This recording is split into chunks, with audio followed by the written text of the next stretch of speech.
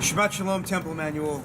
We are live, well, you won't see this live, but we are currently live in the Temple Emmanuel Sukkah with decorations. If you haven't made it to the Sukkah, make sure you get here before the end of this festival. Hechag, it's called the festival.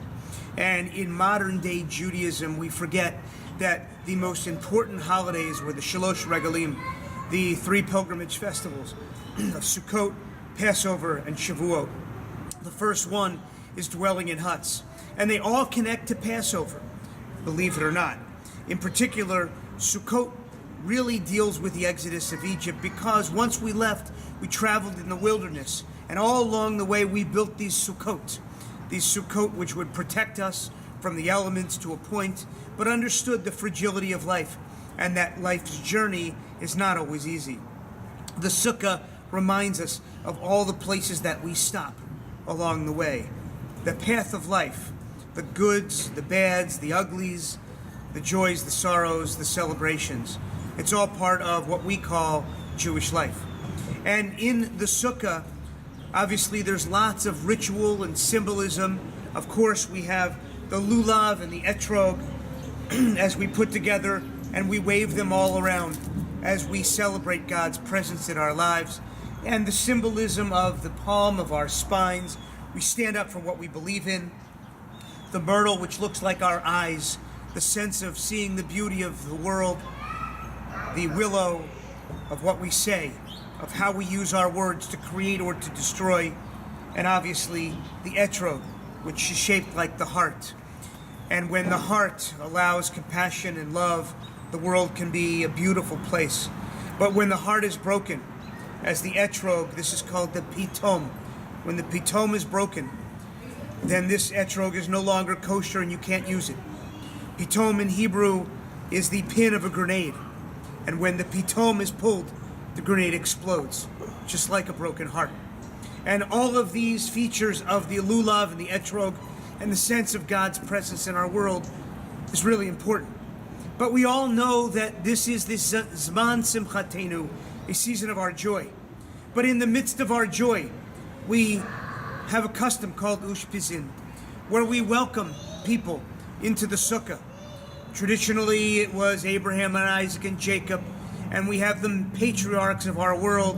In modern day, we look at our matriarchs of Sarah, Rebecca, Rachel, and Leah as we bring them in, as we open our homes and our hearts to those guests. But when we think about it, ultimately, who do we want to welcome into our Sukkah this year? They may be people that we haven't met yet. They may be friends or neighbors. And they may be people who are no longer here with us physically, but who are here with us in spirit. Of course, every year I always want to welcome my mother, who died about 7 years ago, and who has physically missed out on so much of our lives together. The growth of our children, the life cycle events, the times of our lives that we shared.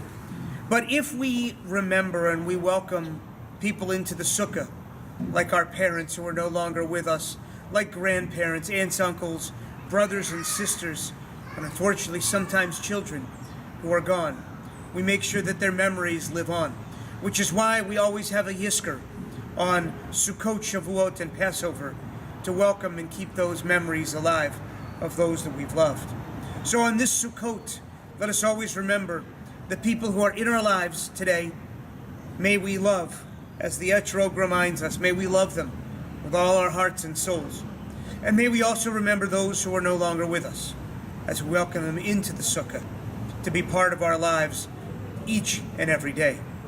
So on this Sukkot and this Shabbat, what's called Chol HaMoed Sukkot, this intermediate days of Sukkot, this Shabbat we have a mini minyan beginning at 6 p.m., followed by a K through 2 books and brownies. We have an author with us. It's going to be a good time as we celebrate books and we celebrate Sukkot together. And a 7:30 Torah service tonight for Shabbat, where we celebrate our wedding anniversaries for this month of October. So come and join us. There's lots to say, lots to do, but please know that as you celebrate Sukkot, remember the juxtapositions of the journey of life, the celebrations of the fragility of life, of the beauty of Sukkot, of the lulav and the etrog, and we also remember the fragility of life as well, of that each day we never know what's going to happen. So we might as well, Zman Simchatenu, celebrate the season of our joy. As we come from Yom Kippur, of repentance and introspection, to joy and celebration, but always remembering where we've come from. Temple Emmanuel, this is our time of joy. Celebrate, be glad. It's a mitzvah to be happy, even though sometimes we're not always happy. Celebrate, be joyous, dwell in the sukkah, and remember that each day counts.